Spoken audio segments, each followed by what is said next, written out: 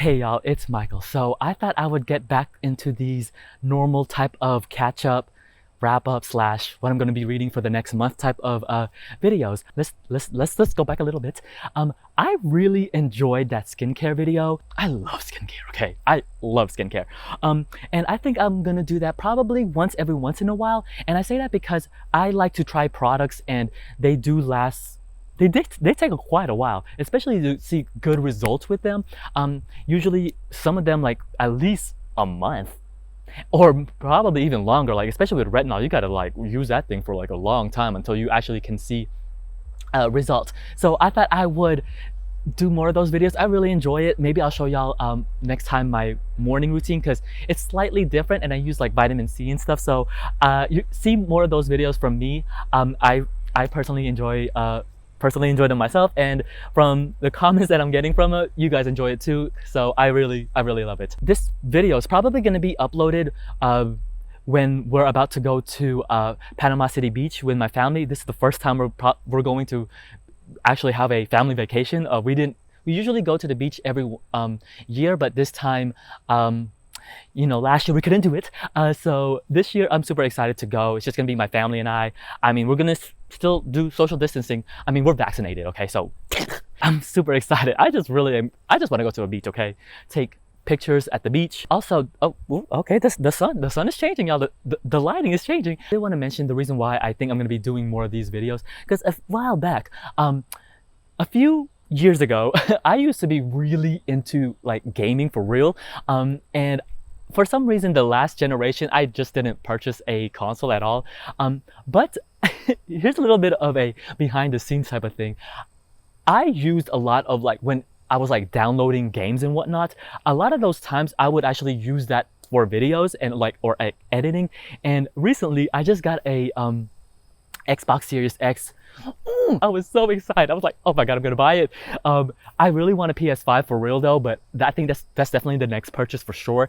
I was celebrating my anniversary at work and I was like, I'm gonna do it. So that's super exciting for me. So if you have a Xbox, give me your gamer tag. I would love to invite you. Right now, everything's downloading and whatnot. I got that gamer pass and whatnot. I'm so out of it, y'all. I haven't been in the video game scene for a really long time. So I downloaded the gamer pass. I'm downloading stuff right now. So that's what's happening right now as I am waiting for this. So I thought while I'm waiting, I would give you guys my wrap up for June and then the books that I'm going to be reading in July. So you're gonna see a lot of jump cuts with this video because this camera will overheat. All right, so I want to talk about the two books that I actually did finish in June. The other books that I mentioned, I got to a good stopping point with them, and then also the library, I had to return them back. So that is the downside of getting from the library. But side note, I just remembered how expensive of a hobby gaming is, like video games. I was like, oh, I forgot. I think reading is one of the least expensive hobbies that I partake in because of the library. Thank you so much for the library. I finished two books.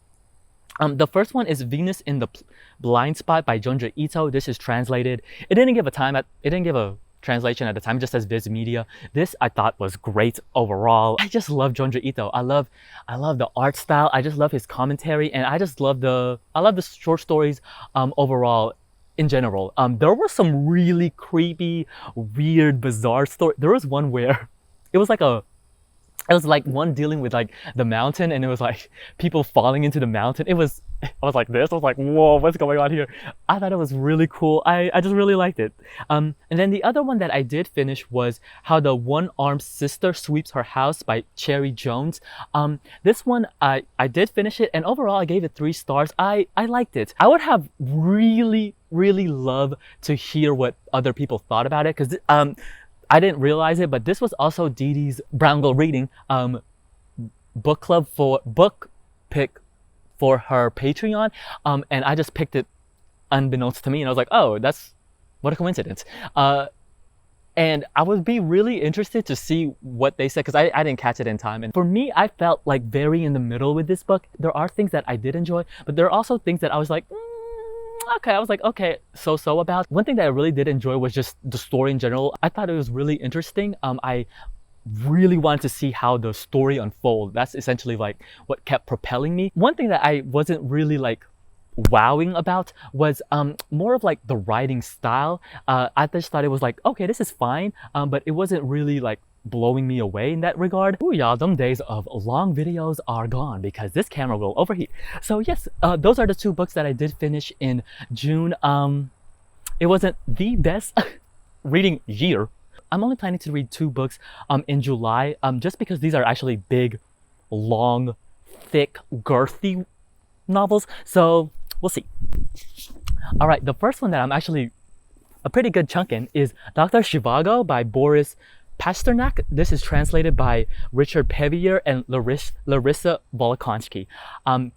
I love them as a translator. I think they are so great, and this book really demonstrates that because it feels.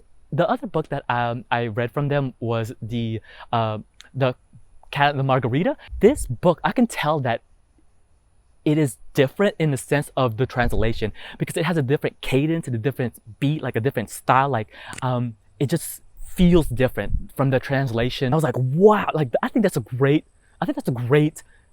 skill to have. Like it was different, and I was like, I bet that is how it feels with this author. So let me just say this though, this book is really hard to describe what it's about because it's essentially just about Dr. Zhivago. Like I'm on page right now, I'm on part 5. Yeah, I'm on part 5.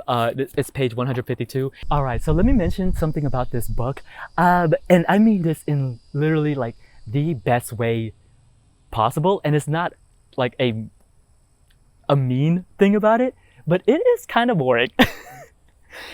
let me explain. It is like a fun boring, if that makes any sense. Like, oh, you know what a better word is? Monotonous. Like it is very one note, very flat. Like the characters are, now some of them are crazy. So this is hard to describe because I think this is one of those books where the journey is better than I thought it would be, if that makes any sense. This is not told, this goes against a lot of what I love in novels. First off, it's very telling. Like it doesn't really show you things. It's more like telling you, like more of a, I notice a lot of Russian novels do this, but it tells you instead of like very showing you. It doesn't have that very like storytelling, like let me tell you a story around the fireplace type of vibe to it. It's kind of really off distance, and even like the dialogues are not very dialogue-y. The people don't talk as if this is real life. But I really like it, and I say and there are scenes in here, there are like whole chunks of the chapter where nothing happens. Like, and it is not even relevant to what's going to happen next. But I found it very interesting. It's so weird. I think it's like engrossing in a way where, I don't know, I just really like it. I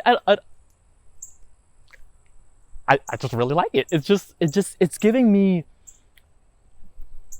it's like very cold, and that makes any sense. Like, well, it's in Russia. I will have more thoughts probably as I reach the middle and probably towards the end. It's huge, but I'm really enjoying it. I know I know this isn't really gonna give you like the push to read it, but I'm enjoying it. I'm really enjoying it. And if anything, the translation is excellent. Like I don't feel lost at all. I feel like I know what's going on, and I'm really liking it. All right, so I'm gonna do this really fast, this last part, because this camera is overheating. It is overworked. They are only allowing 40 hours this week. No one can go over. And so the book that we're going to be reading for Read So Lit in July is The Old Drift by Manwali Sarpel. Join us as me, Didi, and Tati do a live show on July 31st, I believe, 9 p.m. Eastern, Paris time, 3 p.m.